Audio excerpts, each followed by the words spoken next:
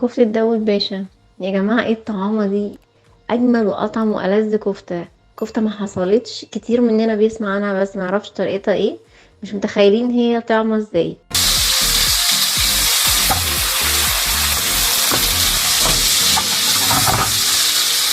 تعالوا بينا نشوف الفيديو بالكامل والطريقة قد ايه سهلة. بس قبل ما نروح نشوف الفيديو بفكركم باللايك والسبسكرايب ونفعل الجرس.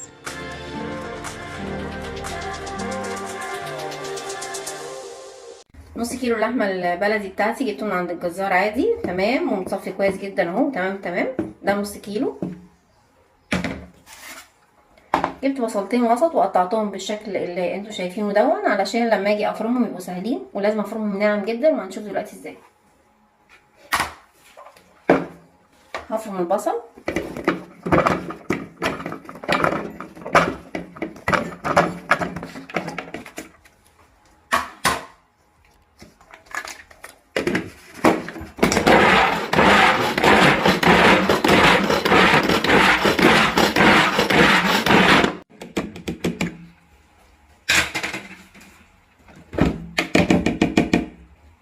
كده انا فرمت البصل اهو بقى ناعم على قد ما قدرنا ننعمه تمام. بقى عندي نص كيلو اللحمه هفضي عليه البصل.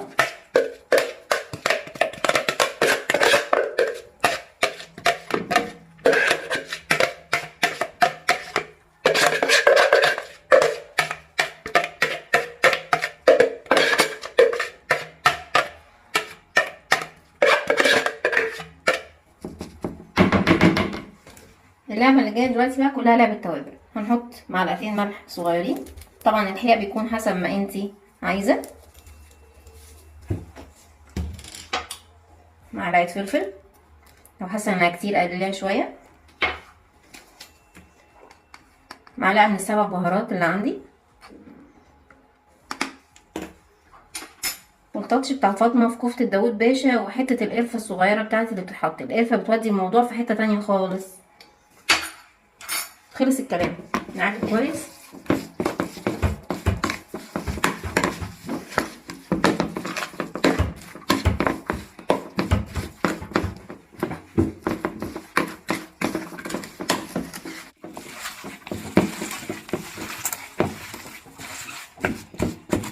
لغايه ما احس ان هي تقدر تتشكل معايا وانا بعملها، سواء بقى مكوره او طبعا هنعملها كور، بس انا بوريكم ان هي كده ايه قوامها تمام. ولسه كمان هنعمل التكه بتاعتنا عشان تبقى سهله في التكويره بتاعتنا.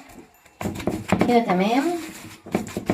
احنا كده يعتبر خلصنا. الباقي كله حاجات بسيطه قوي. كل اللي هعمله ان انا هبدا اكورها واسيبها نص ساعه في التلاجة علشان تمسك نفسها، فما اجي اقليها واوديها الصدمه بتاعتها على البوتاجاز ما تفككش مني.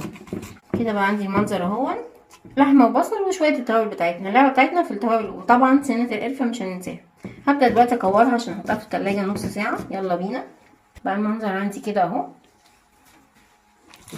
طبعا بقدر الامكان مش عايزين كور تبقى كبيره قوي عشان لما نديها الصدمه تستوي من جوه، فبالتالي لما احطها في الصلصه ما تاخدش وقت في السوا، تبقى خلاص تقريبا استوت. ونحاول طبعا كله يبقى بقدر الامكان شبه بعضه، يعني لا عايزينها كبيره قوي ولا صغيره قوي.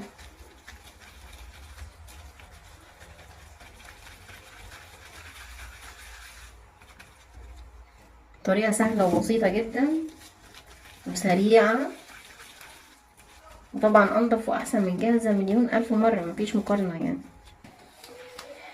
ده بقى الشكل النهائي اللي عندي بعد ما اتكورت. هنحطها في التلاجة نص ساعه علشان تبقى ماسكه نفسها واحنا بنديها الصدمه.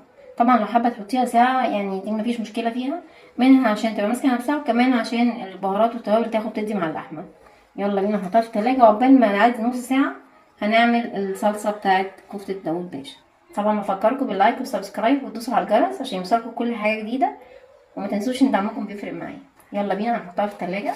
كده فات نص ساعه عندي وهي في التلاجة. هنزل بمعلقتين زيت.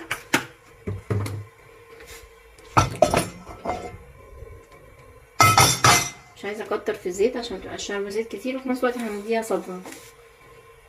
استنى بس ثواني كده عقبال ما الزيت يسخن واقوم نازله بالكور بتاعتي بتاعت كفته داوود باشا. كده الزيت عندي سخن، هبدا انزل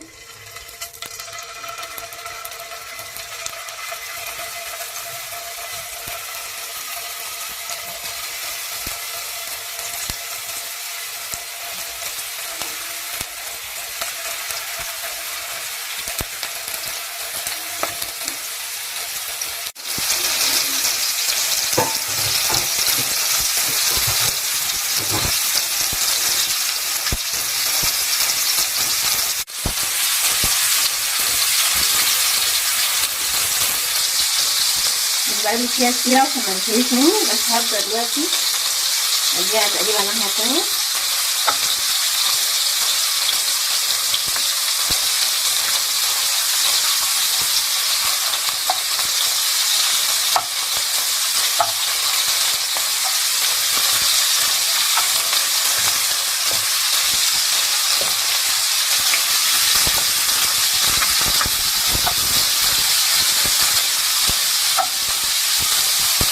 زي ما انتم شايفين انا بقلبها بالراحة خالص، مجرد بس نصفيها كده ونديها تقريبا الناحية التانية.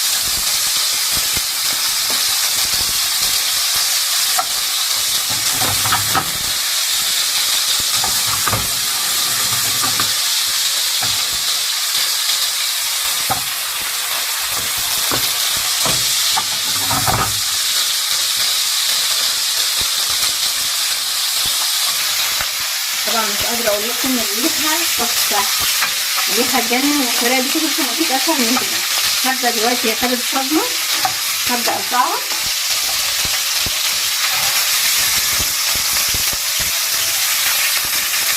طبعا بشيلها من غير الزيت بتاعها عشان استغل الزيت دلوقتي عشان نعمل الصلصة بتاعتها، الطماطم بتاع كفتة داوود باشا، عشان تبقى واخدة من نكهة اللحمة، الزيت يبقى واخد من نكهة اللحمة، فيبقى الصلصة طعمها وريحتها تحفة. ادي المنظر هو بقى عندي اهو تمام جدا. هرجع للزيت بتاعي تاني ونحط الحاجة اللي هتعمل بيها الصلصة. يلا بينا. هنزل دلوقتي اهو زي ما شفنا بفصين توم، قطعهم نعناع وطحناهم كويس جدا، بعدين تقريبا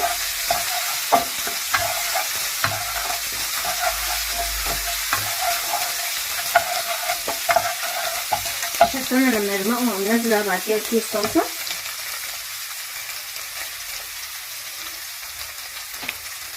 اقلب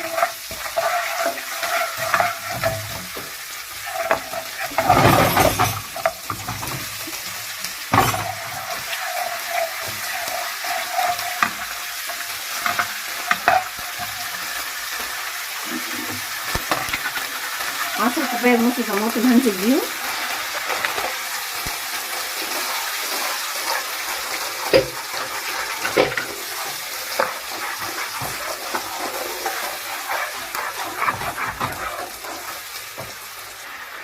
هنزل بمعلقه ملح،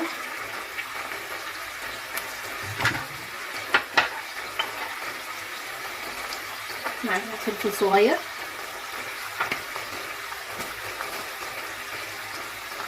سنه من سبع البهارات اللي عندي،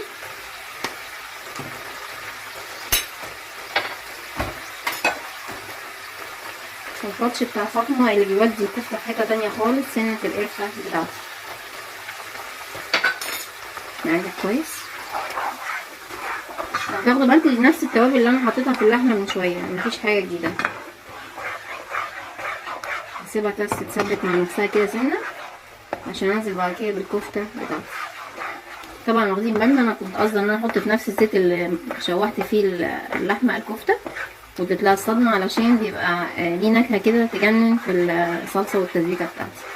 انا مش هسبكها تتخن قوي، انا مفيش دقيقتين وهقوم حاطه اللحمه بتاعتي على طول كده تمام. هنزل بالكفته بتاعتي. يا جماعه الريحه تجنن بجد، تحفه، مش قادره اقول لكم بجد ومش كلام، انتوا هتجربوا وتشوفوا بنفسكم.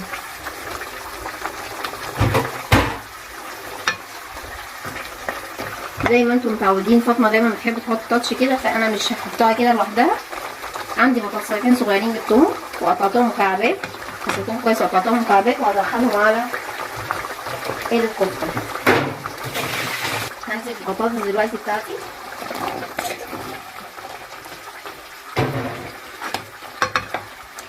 دي تقريبا. طبعا البطاطس حطيتها لان كده كده اللحمه شبه مستويه والبطاطس ما بتاخدش وقت، انا كنت قصدي احطها في الاخر كده. هغطيها واغطي عليها 5 دقايق بالظبط واقوم شايلاها احطها في طاجن في الفرن ونشوف النتيجه هتبقى ازاي. تحفه. اوعوا ننسى اللايك والسبسكرايب وتفعيل الجرس، بجد ارائكم بتفرق معايا جدا جدا، وحابه اقول لكم ميرسي على دعمكم ليا ورأيكم بجد بيفرق معايا.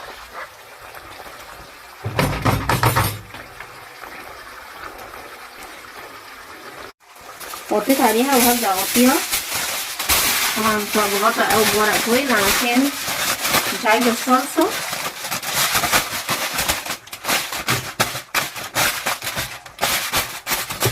الصلصة تنشف فيها قوي، فغطيناها كده اقل من 10 دقايق وهدخلها الفرن 5 دقايق ويبقى بألف هنا وشفا. انا كده غطيتها بورق فويل وغطيت عليها. طبعا ممكن تغطيها بغطا لو عايزه، بس انا عشان احكمها كويس عشان مقاس الطاسه عندي فغطيها بورق فويل 5 دقايق او اقل من 10 دقايق بالظبط، وهنطفي عليها وندخلها الفرن 5 دقايق وهنشوف احلى طاجن كفته داوود باشا بالبطاطس. كده فات 10 دقايق.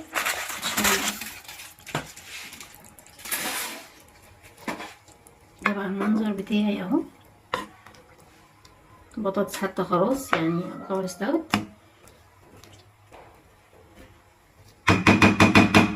كل اللي هعمله ان انا هنزل بالكلام ده كله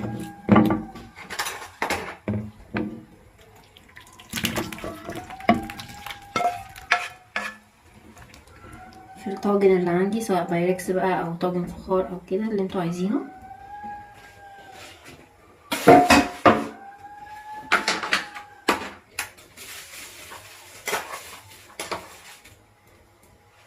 فاطمه هتحط التاتش بتاعها، هنحط معلقه زبده، طبعا ده اختياري بس انا عشان ادخلها الفرن 5 دقايق فحبيت ان انا اديها تاتش الزبده كده بسيط، هيودي الطعم في حته تانية خالص.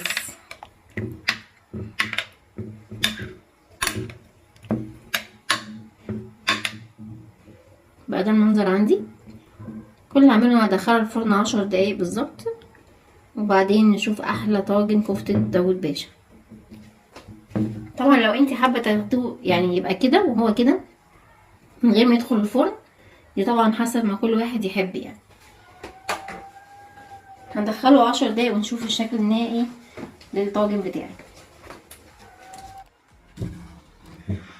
ده كده بعد ما طلعناها من الفرن زي ما انتم شايفين كده جمال لونها، ريحتها تحفه وتجنن بجد. لما حطيناها في الفرن برضو اديتها تاتش كده معين مميز. الف هنا وشفا ليكم، وانا متاكده ان هي هتعجبكم جدا. وزي ما انتم شايفين ما خدتش وقت معايا خالص. نحطها بقى نقدمها مع رز ابيض مع رز بشعريه زي ما هي كده مع العيش زي ما نحب. وبكده يبقى احنا عملنا احلى كفته داوود باشا. ادخلوا شوفوا الطريقه، الفيديو موجود عندكم بالكامل على قناتي قناه مطبخ فاطمه. وما تنسوش اللايك والسبسكرايب وتدوسوا على الجرس عشان يوصلكم كل حاجه جديده.